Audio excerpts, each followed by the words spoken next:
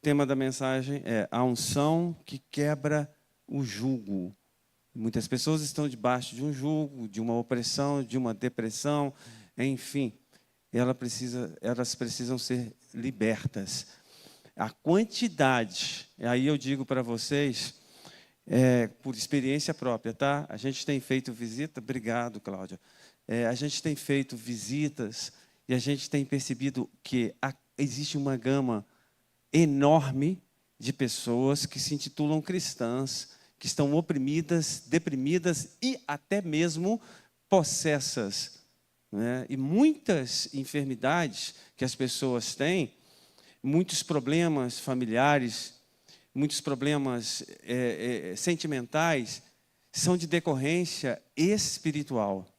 Amém? Então, é preciso que eu e você venhamos ficar atento ao mundo espiritual para que você não seja vítima do reino das trevas. E hoje a gente vai estar falando aqui, basicamente, sobre Judá, sobre Israel e sobre a Síria. O grande império assírio, que vinha assolapando, vinha somando pessoas, países, né, e reis no seu império, e ele também destruiu a nação de Israel. Então, quero que você acompanhe comigo com bastante atenção. A gente tem procurado falar aqui sobre o contexto geopolítico, talvez até mesmo você que não conhece nada da Bíblia, nada, você está aqui zero, você não sabe nada da Bíblia. Eu quero ser o mais simples possível para que você que não sabe nada, absolutamente nada, venha entender. E para isso é necessário que você preste atenção. E para isso também peço a ajuda dos irmãos, que não se levantem, não conversem, por gentileza, não ligue o celular, por favor, não ligue o celular. Ah, pastor, a minha Bíblia é no celular. Querido, está tudo aqui no telão. Você não precisa nem abrir Bíblia. Se você não tiver uma dessa aqui, ó, não precisa, porque o celular ele vai te conduzir para outras coisas e não vai ser legal para você. Amém? Então, fique atento, porque é muito triste a gente ver que dentro de uma igreja, dentro de um culto, os irmãos ficam assistindo o jogo, ficam olhando o resultado do jogo, ficam olhando notícia. Não, querido, fica aqui. Esse tempo que você passa aqui, é um tempo que você fala assim, Deus, a minha oferta é estar aqui. Eu estou aqui exclusivo. Então, na hora do louvor, você fique realmente louvando, você fique realmente buscando, que isso é muito, muito bom. Amém? Bom, então vamos lá. 2 Reis 18:1. Diz assim, no terceiro ano do reinado de Oséias, filho de Elá, rei de Israel, Ezequias, filho de Acás, rei de... começou a reinar. Então, a gente já viu aqui dois reinos, né? O reino de Israel, quem reinava lá? Oséias, muito bem. Né? E o reino de Judá, quem reinava lá? Isso, muito bem. Eu gosto das crianças, porque as crianças, às vezes, elas são mais espertas que os adultos. Glória a Deus por isso. Então, Ezequias, que era o rei de Judá, amém? Confiava no Senhor, o Deus de Israel. Quando fala Israel aqui, fala de uma maneira geral. E nunca houve ninguém como ele entre todos os reis de Judá, nem antes, nem depois. Então a gente percebe dois reis. O rei que reinava em Israel, que era o reino do norte, que se chamava Oséias, ele era uma pessoa descabeçada, desobediente, uma pessoa que fazia parte do sistema, que tinha ídolos e que tinha tantas coisas que não agradavam a Deus. E a gente percebe um outro rei, que era um rei chamado Ezequias, que era o rei do Reino do Sul, o rei de Judá. Esse era um ser inteligente, temente a Deus, obediente, jovem. Jovem ainda, ele começou a reinar ali sobre Judá. E ele fez muitas coisas interessantes. E diz aqui, olha, Ezequias confiava no Senhor, Deus de Israel. Nunca houve ninguém como ele, entre todos os reis de Judá, nem antes, nem depois dele.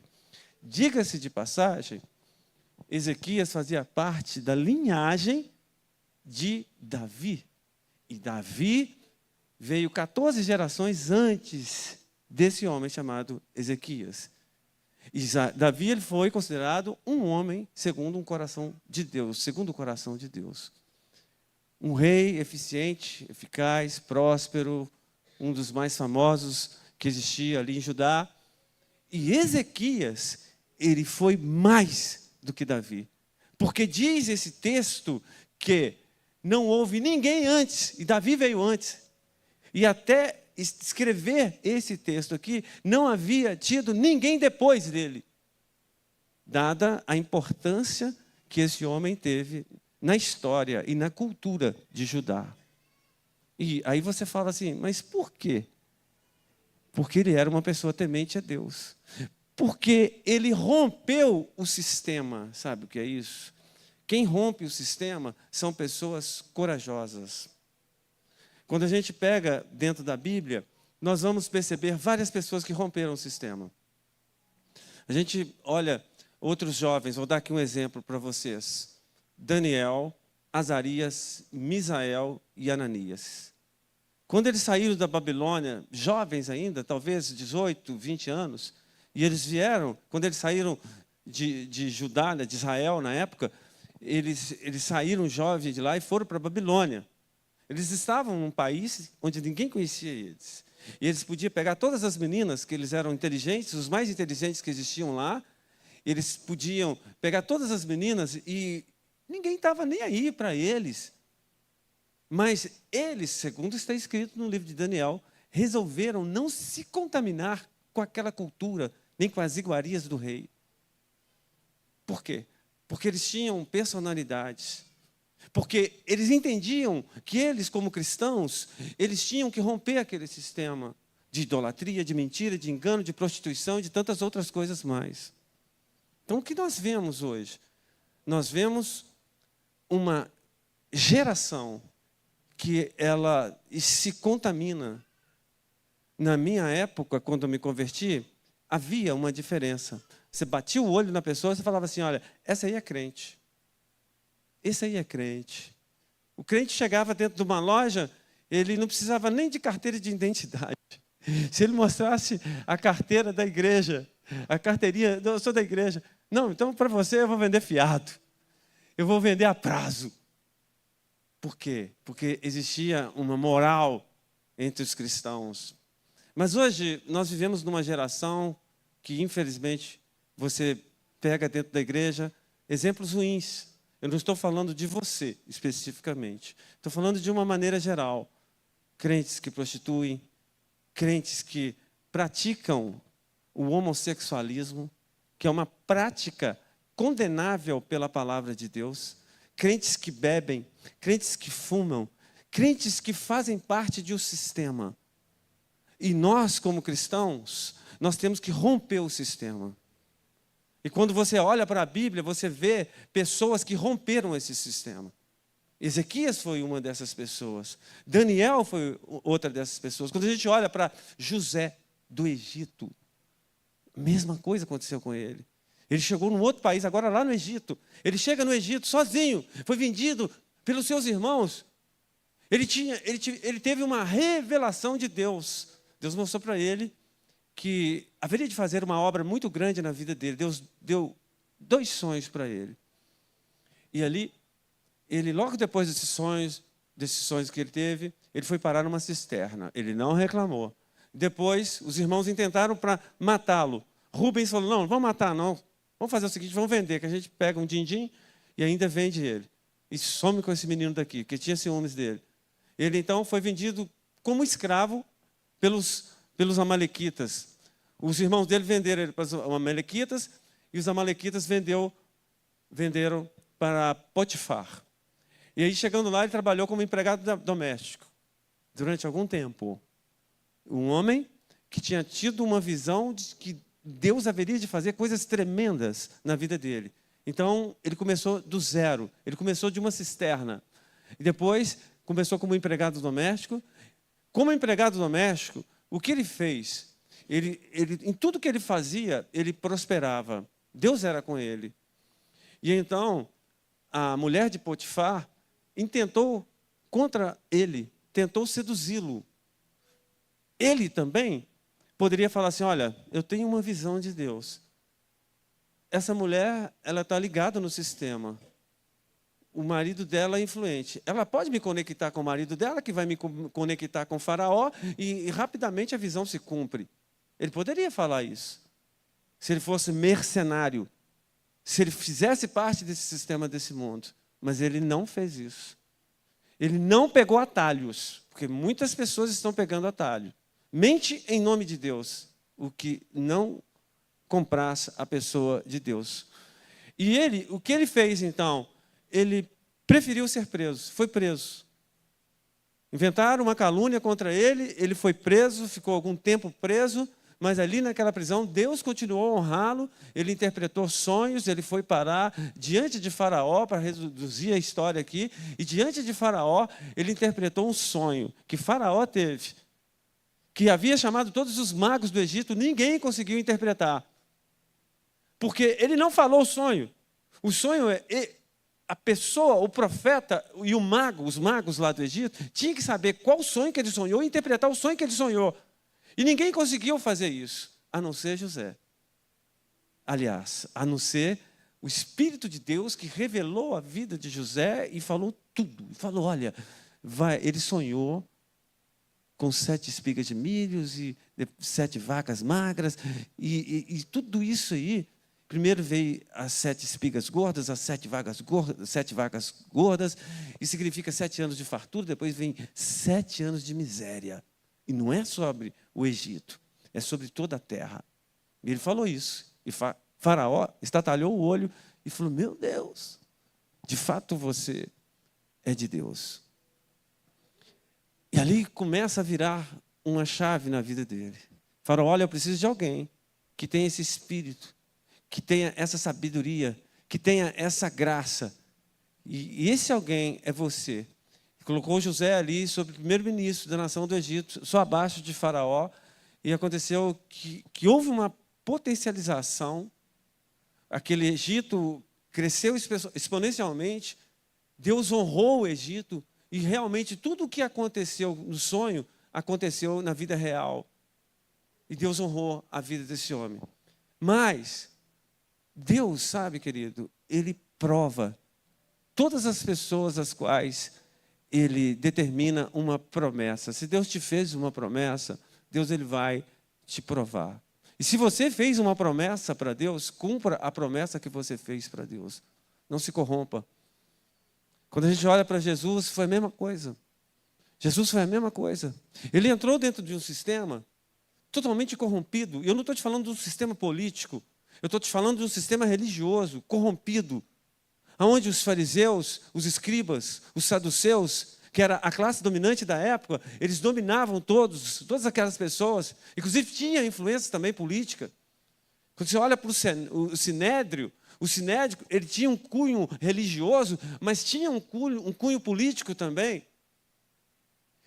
Um sistema completamente corrompido. Quando Jesus veio, ele falou, olha, eu não faço parte desse sistema. E ele começou a confrontar aquelas pessoas. Confrontar. Quando você olha o capítulo 23 de Mateus, você vai ver que ele dedicou um capítulo inteirinho para essa raça, que João Batista chamou de raça de víboras, que eram pessoas que tinham a palavra, mas não tinham o comportamento da palavra, o comportamento que a palavra exigia. É o que acontece com muitas pessoas que estão dentro da igreja. Tem a palavra, recebe a palavra, mas não tem o comportamento da palavra. São, conforme as palavras de Jesus, sepulcros caiados, pessoas adornadas por fora, mas podres por dentro. E o que acontecia com a nação de Judá, na época de Ezequias, era exatamente isso. Uma nação completamente corrompida, uma nação onde as outras nações olhavam para ela e falavam assim, ó, a nação de Judá tem um templo. E o templo, Deus, o Deus invisível, habita lá nesse templo. E eles tinham um nome, um estigma de uma nação que servia a Deus, quando na prática eles não serviam. E quando esse jovem chegou lá e falou assim, olha, eu vou fazer diferente. E ele poderia ser morto, ele poderia ser cancelado, mas ele fez. E aí que está o detalhe, querido. Aí que está o detalhe. Aí que faz a diferença. É aí que eu e você precisamos fazer diferença nesse mundo. Indiferente do que você vai ganhar ou deixar de ganhar, não se corrompa, não faz igual. Não faz igual. Aquela amiga sua de faculdade, aquele amigo seu de trabalho, não se comporte como eles. Esteja ali junto com eles, mas não seja um deles. Seja luz para iluminar eles. Seja sal para salgar eles. Eles precisam de você. Eles precisam do seu testemunho. Que você possa evangelizar a todas as pessoas. E conforme Billy Graham falava, de preferência com testemunhos, se possível, algumas vezes você fale. Então, é importante que a gente entenda isso. E olhando aqui para esse texto, diz aqui no versículo 9, no 4º ano do reinado de Ezequias, o 7º ano do reinado de Oséias, filho de Elá, você vai ver que sempre eles vão fazer essa comparação. Ezequias no reino do sul, no reino de Judá, Oséias no reino do norte, no reino de Israel. Eles sempre vão fazer essa comparação. Rei de Israel. Salmaneser era o rei da Síria nessa época, marchou contra Samaria e a cercou.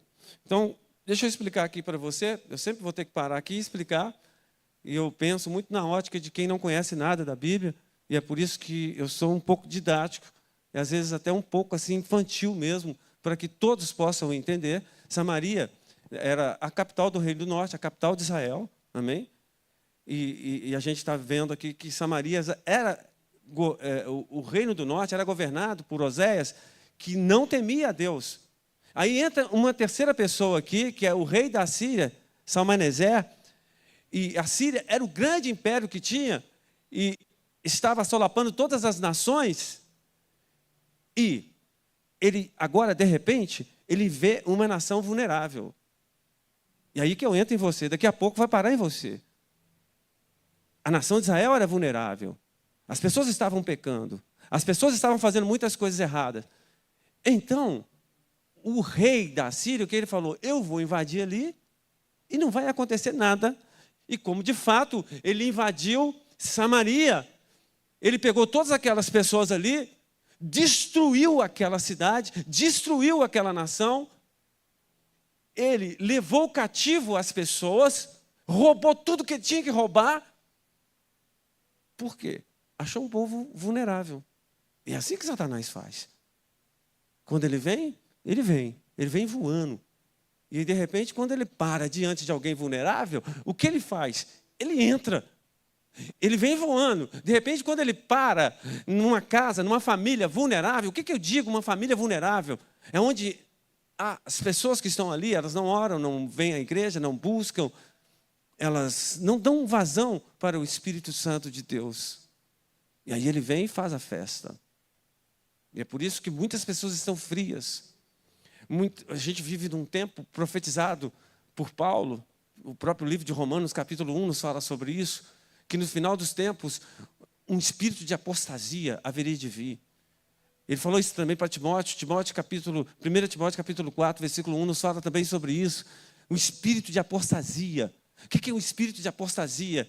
É um espírito que haveria de pegar as pessoas no final dos tempos, que é esses tempos que nós estamos vivendo, onde as pessoas não haveriam de acreditar mais. A fé das pessoas haveria de diminuir muito. Por quê? Porque elas são vulneráveis. São vulneráveis, são pessoas que ficam 2, 3, 5, 10 horas na internet, mas elas não têm a capacidade de ficar 5 minutos lendo a Bíblia, 5 minutos orando. Isso é um estágio de vulnerabilidade. E quando a gente olha o que aconteceu com Israel, foi exatamente isso. Aquelas pessoas ali, elas não queriam saber de Deus. Elas tinham o nome de que viviam, mas estavam mortas. Então, o rei da Síria foi e destruiu tudo. E a gente lê aqui o versículo 10, que diz assim: ao fim de 3 anos, os assírios a tomaram. Assim, a cidade foi conquistada, a cidade de Samaria, no 6º ano do reinado de Ezequias. O 9º ano do reinado de Oséias, rei de Israel. Enquanto lá, no reino do sul, lá em Judá, a capital de Judá, Jerusalém. Diga-se comigo, capital de Judá, Jerusalém. Lá em Jerusalém estava tranquilo. Por quê? O rei Ezequias, ele era um homem íntegro, obediente, correto, e que pautava toda a sua gestão nos fundamentos das Escrituras. Então, quando a gente vai perceber aqui, perceba bem aqui, olha, o versículo 13. No 14º ano do reinado de Ezequias, ele já estava ficando velhinho. Ele começou com 25, já passou 14 anos. Quando ele tinha 14 anos, Ezequias, lá de Judá, olha para você ver o que acontece. Senaqueribe, mudou o rei lá na Síria, agora é Senaqueribe. E eles estavam invadindo todos os lugares. Já tinha consumido Israel, Samaria. E ele estava igual ao mineiro, comendo pelas beiradas. Já estava entrando em Judá. Estava pegando todas as cidadezinhas pequenas. E perceba o que acontece. Olha, no 14º ano do reinado do rei Ezequias, Senaqueribe, rei da Síria, atacou todas as cidades fortificadas de Judá e as conquistou, todas. Quando fala cidades fortificadas, porque as cidades antigamente, elas eram muradas. Então, ele atacou todas, faltava uma única cidade, a capital de Judá, Jerusalém, que era cercada também. Faltava essa única cidade. E perceba, irmãos, ele sitiou Jerusalém. E aqui no versículo 14, então Ezequias, rei de Judá, enviou esta mensagem ao rei da Assíria, em Laques. Laques ficava numa determinada cidade. Laques era o nome de uma determinada cidade. E Ezequias, um homem de Deus, um homem que não houve governador antes dele, melhor, nem depois dele, melhor. Esse homem errou. Davi também errou. Davi era um homem de Deus e errou. Pedro era um homem de Deus e errou. Abraão era um homem de Deus e errou. Moisés, querido, foi um homicida, um homem de Deus e errou. Quantos homens de Deus erraram? Isso é interessante a gente perceber isso, que a Bíblia, ela não esconde essas coisas. Ela deixa tudo, é um livro aberto. Talvez eu, se fosse redigir a Bíblia, eu ia falar, não, isso aqui não posso escrever. Mas uma prova da inerrância da Bíblia é que mostra até os podres dos homens de Deus. E aqui a gente percebe que Ezequias, ele, embora fosse uma pessoa abençoada, ele errou. Por quê? Porque ele negociou com o inimigo. E com o inimigo que não era servo de Deus, com Senaqueribe. E aqui nos fala, olha para você ver o negócio que ele fez com medo. Ele esqueceu que era cristão. Ele esqueceu que Deus estava com ele. E aí ele me faz isso aqui, olha. Então Ezequias, rei de Judá, enviou essa mensagem ao rei da Síria, em Laques. Cometi um erro. Para de atacar-me, e eu pegarei tudo que exigires. O rei da Síria cobrou de Ezequias, rei de Judá, escuta bem, 10,5 toneladas de prata e 1,50 tonelada de ouro. Assim, Ezequias lhes deu toda a prata que se encontrou no templo e na tesouraria do palácio real. Ele simplesmente fez isso. Não diz aqui nesse texto que ele orou. Não diz aqui nesse texto que ele consultou a Deus. Diz aqui, irmãos, que ele simplesmente mandou enviários, mensageiros, ali para Senaqueribe, lá em Laques, e falou assim, olha, eu errei, eu falhei. Pode me exigir o que você quiser, que eu vou te dar. Eu vou te dar 10,5 toneladas de prata. Eu vou te dar também 1,50 tonelada de ouro. Você sabe o que é 1 tonelada? É 1.000 quilos, são 1.000 quilos. Olha para você ver. E de onde ele pegou isso? Ele pegou isso da casa do Senhor. Isso nada mais é do que o devorador entrando ali. O devorador. Porque em algum momento esse homem, ele cedeu à pressão das pessoas, ele cedeu à pressão dos demônios, ele cedeu à pressão da mente, ele cedeu, ele errou, ele não deveria ter feito isso. E o inimigo é assim, se você demonstra fragilidade, ele entra para dentro. Ele entra para dentro, querido. Se você demonstra facilidade ou fragilidade, ele vai te arrebenta. Então, o que eu e você precisamos fazer? Nós temos que ser firme. A Bíblia nos fala, seja firme, constante, sempre abundante na obra do Senhor, no qual o seu trabalho não é vão. E diz aqui esse texto, querido, olha para você ver, no versículo 17, de Laques, o rei da Assíria, enviou ao rei Ezequias, em Jerusalém, seu general, preste atenção, seu oficial principal e seu comandante de campo, com um grande exército. Pressão psicológica. Ezequias já tinha dado uma baqueada. Esse homem, ele simplesmente desbancou Israel, que era maior do que nós. Ele pegou Samaria, destruiu Samaria. Ele já destruiu todas as cidades fortes de Judá. Agora eu sou a próxima vítima. Ezequias pensou dessa forma. Então ele já tratou de mandar lá um emissário, um mensageiro. Olha, vamos fazer um negócio, por favor, não entra aqui não, me deixa em paz. Eu vou trabalhar para vocês. E ali, Senaqueribe cresceu em cima dele. Já mandou o comandante, já mandou o general, já mandou o oficial e mandou um grande número do exército. Um grande número de soldados. Para trazer o quê? Uma pressão psicológica. E para falar assim, olha, vocês vão trabalhar para nós sim. Nós queremos escravizar vocês. E é essa a principal proposta de Satanás para a sua vida. E muitas vezes acontece isso com a igreja do Senhor, sabia disso? Muitas vezes, para Satanás, é muito melhor você manter um crente carnal dentro da igreja do que tirar ele dentro da igreja. Por quê? Porque ele vai trabalhar para o demônio dentro da igreja. Ele vai disseminar contenda, disseminar inveja, disseminar sensualidade, disseminar conceitos errados dentro da igreja. Então a proposta de Senaqueribe para Israel ou para Judá era essa. Não, nós não vamos pegar vocês não. Nós queremos que você trabalhe para nós. Nós queremos escravizar vocês. É isso. Não vamos te tirar do lugar de vocês não. Vocês vão se entregar. Tudo que vocês produzirem, nós queremos consumir. Era essa a proposta. Então, querido, como reagir a isso, hein? Que coisa. Olha para você ver aqui. De Laques, o rei da Síria enviou ao rei Ezequias, em Jerusalém, seu general, seu oficial principal, seu comandante de campo, com um grande exército. Agora preste atenção nessa parte aqui. Olha. Eles subiram a Jerusalém e pararam no aqueduto do açude superior, na entrada que levava ao campo do lavadeiro. Desculpem.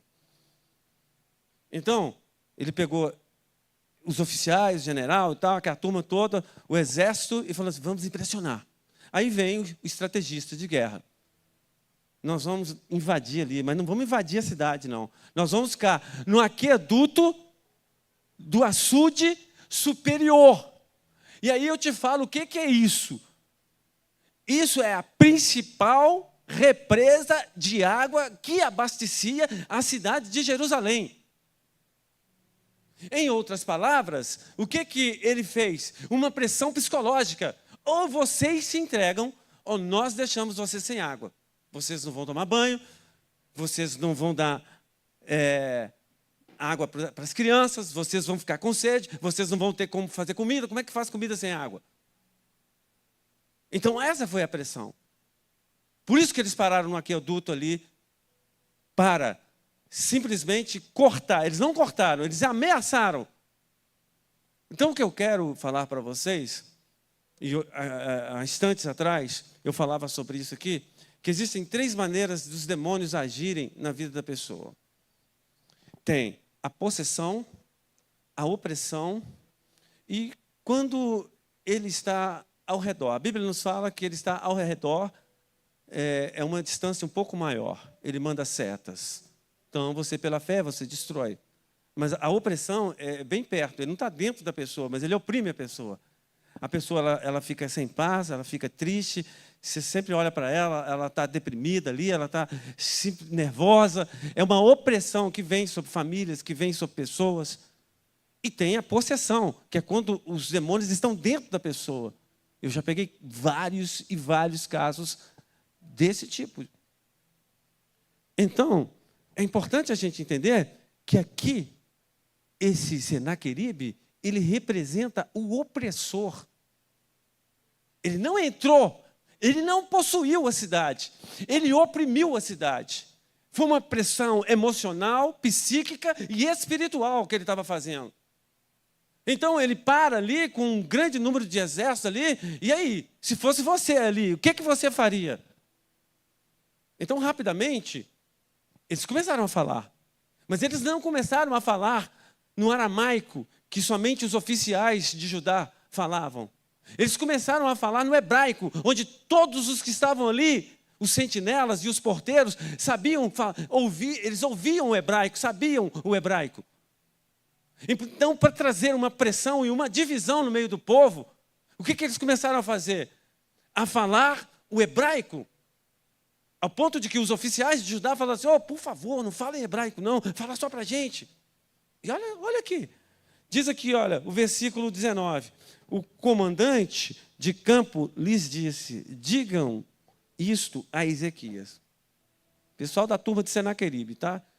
Vocês vão falar isso para Ezequias, o rei de vocês. Assim diz o grande rei, o rei da Síria, Senaqueribe, em que você baseia a sua confiança. Preste atenção nessa jogada de palavras. É isso que Satanás faz. A jogada aqui é o seguinte. O rei da Síria é grande. O rei de vocês é pequeno. O Deus de vocês é pequeno. Essa é a jogada do inimigo. A igreja, você não vai ganhar nada na igreja. Lá no mundão, você vai ganhar tudo. Essa é a jogada. O que você está fazendo aqui? Você tem que estar aqui. A jogada mental. E nessas, muitas e muitas pessoas estão sendo ludibriadas pelo reino das trevas. E aqui, diz aqui, olha, você pensa que meras palavras já são estratégia e poderio militar? Em quem você está confiando para se rebelar contra mim? Isso é mensagem de Senaqueribe. Mas, se vocês me disserem, estamos confiando no Senhor, nosso Deus, não é Ele aquele cujos santuários e altares Ezequias removeu? Dizendo a Judá e Jerusalém, vocês devem adorar diante deste altar em Jerusalém? E aí agora, ele começa a intentar contra aquilo que Ezequias havia feito, porque quando Ezequias veio, o que ele fez? Ele tirou os altares, ele tirou a idolatria, ele tirou a mentira, como eu falei com vocês, ele rompeu o sistema.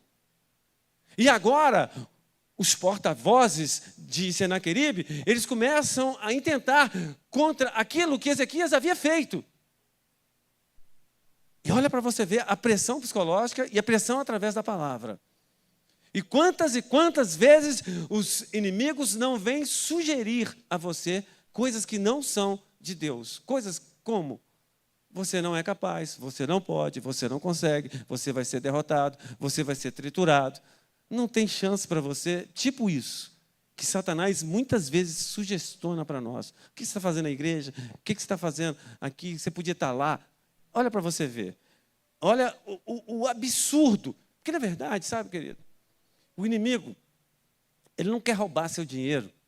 Ele não quer roubar a sua família. Escute isso que eu estou te falando. Ele não quer roubar a sua moral. Você sabe o que ele quer roubar de você? Ele quer roubar a sua fé em Deus.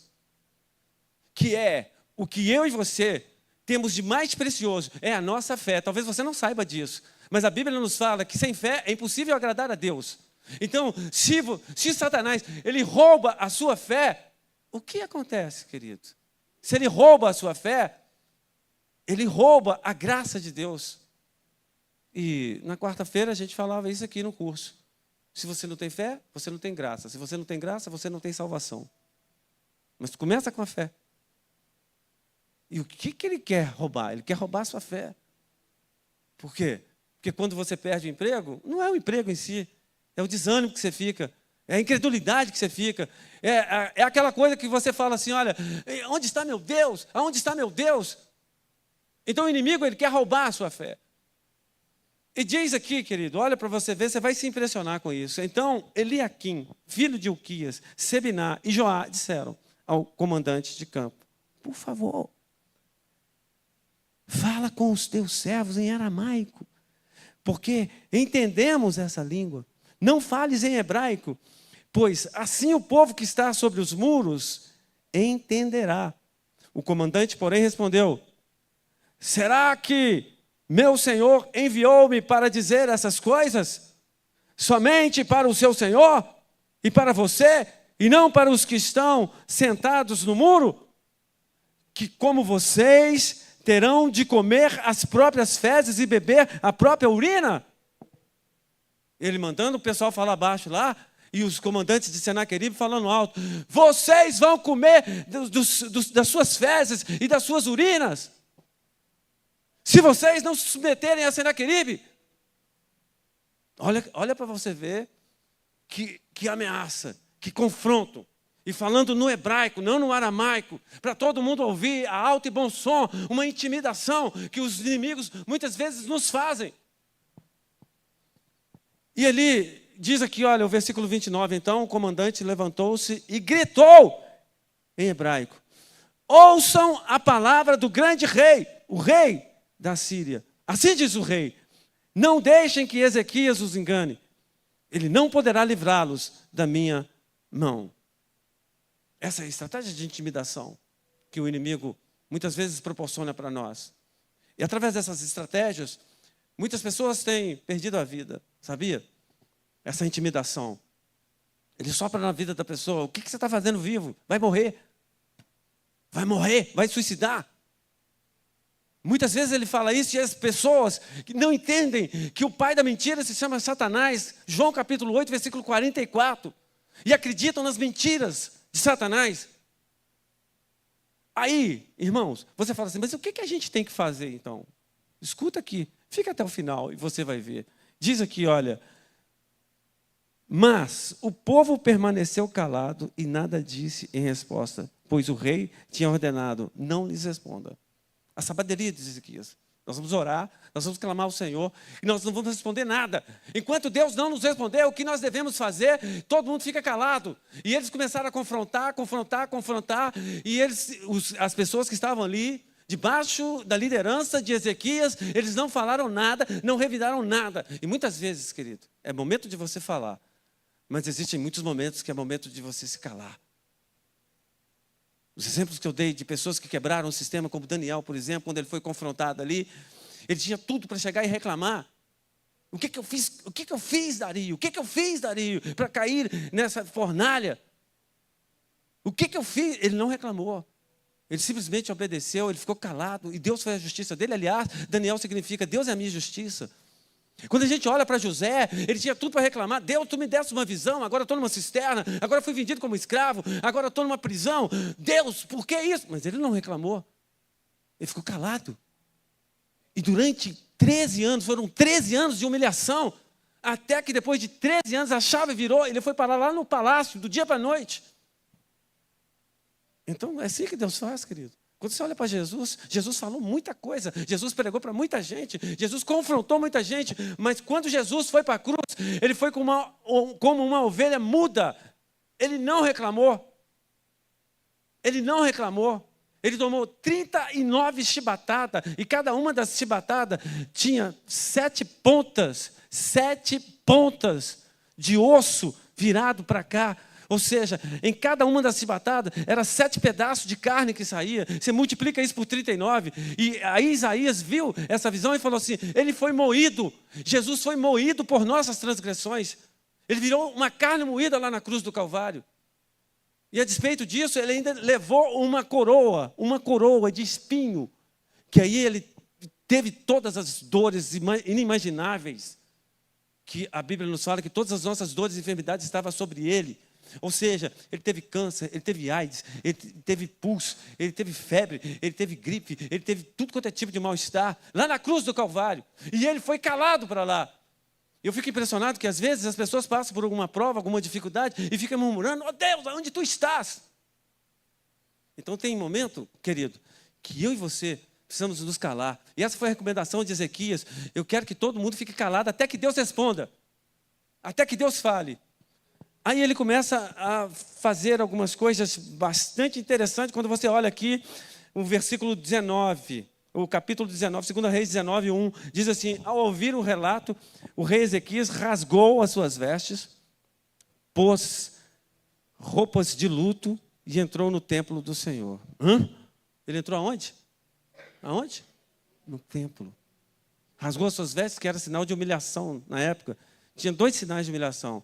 Eles rasgavam as vestes, e algumas vezes vestiam de pano de saco, e ficava entre as cinzas, colocava cinzas.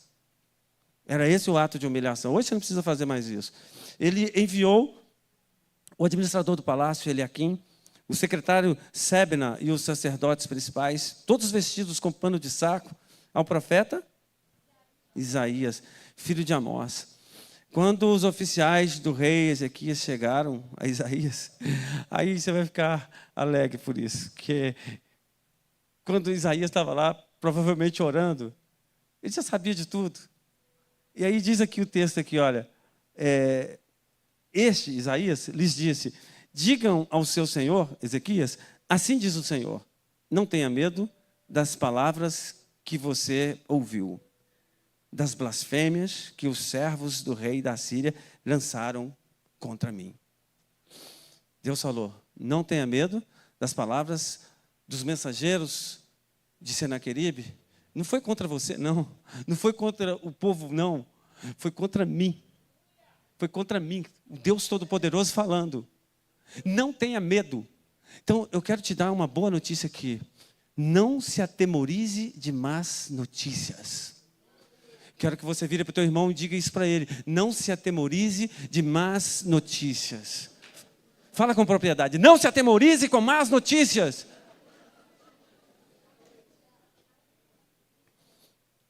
Querido, o que acontece muitas vezes é que Deus sabe de todas as coisas. Ele quer ver a nossa reação, o nosso comportamento.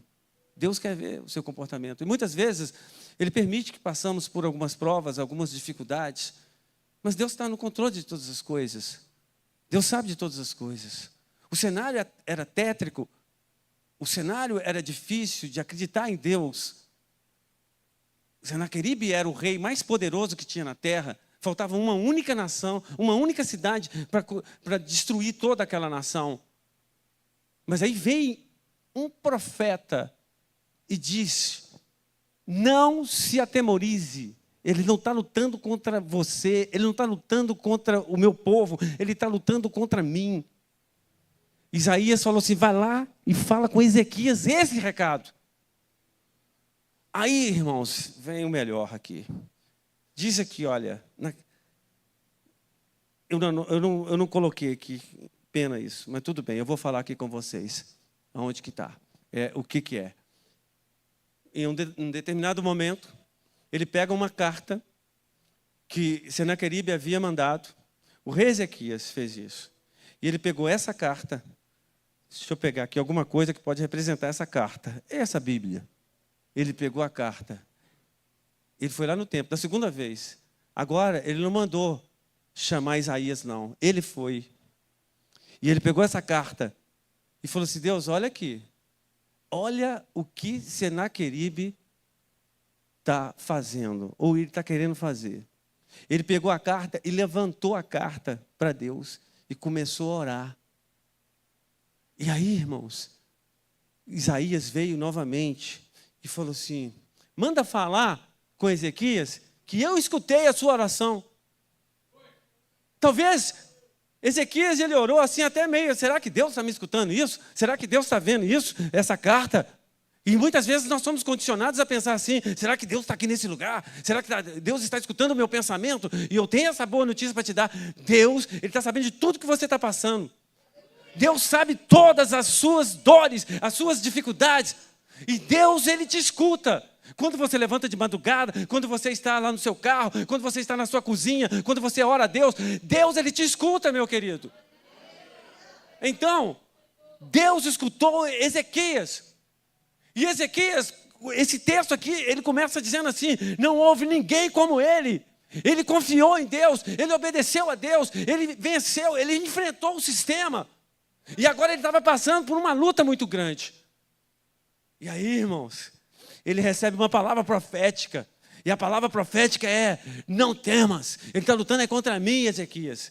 E agora Ezequias fica cheio de fé. E ele fala assim: ah, é? Então tá. E aí apresenta para Deus a carta que Senaqueribe mandou. Aí Deus fica todo lisonjeado. Ezequias confiou em mim. E aí acontece um negócio aqui que eu vou fazer uma especulação. Como é que eu poderia? Uma confabulação, mas de uma coisa que realmente aconteceu. Mas a confabulação que eu vou fazer é o seguinte: Deus está lá no trono, tranquilo, e aí de repente ele chama Jesus, tá? Olha lá para baixo. Olha quem está lá no templo, Jesus. O pai falando para o filho.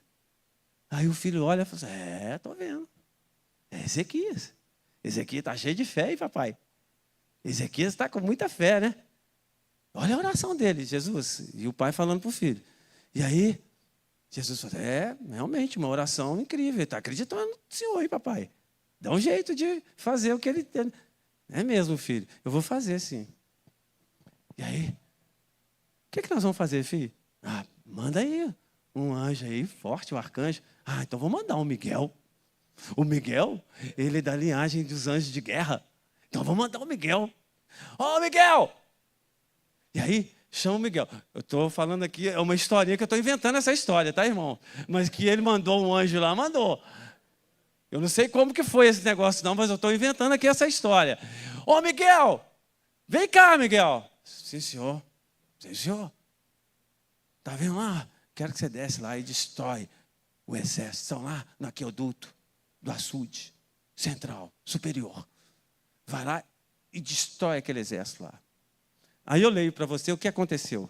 Diz aqui, olha aqui, o versículo 35 do capítulo 2 de 2 Reis 19. Naquela noite, o anjo do Senhor saiu e matou 185.000 homens no acampamento assírio. Quando o povo se levantou, na manhã seguinte, o lugar estava repleto de cadáveres. Assim Senaqueribe, rei da Síria, desmontou o acampamento e foi embora, voltou para Nínive e lá ficou. E eu não contei para vocês que depois ele foi morto pelos filhos. Por quê? Porque ele intentou contra Deus, querido. Então, Deus ele espera até os 45 do segundo tempo para ver a sua reação. E se nos 45 do segundo tempo você ainda continua acreditando em Deus, Deus fala assim: você venceu. Você venceu. E aí ele manda o anjo para te socorrer. Aleluia. Vamos levantar? E eu quero que você dê essa salva de palmas mais forte para Deus, para Jesus. Vamos lá. Dá um glória também, vai.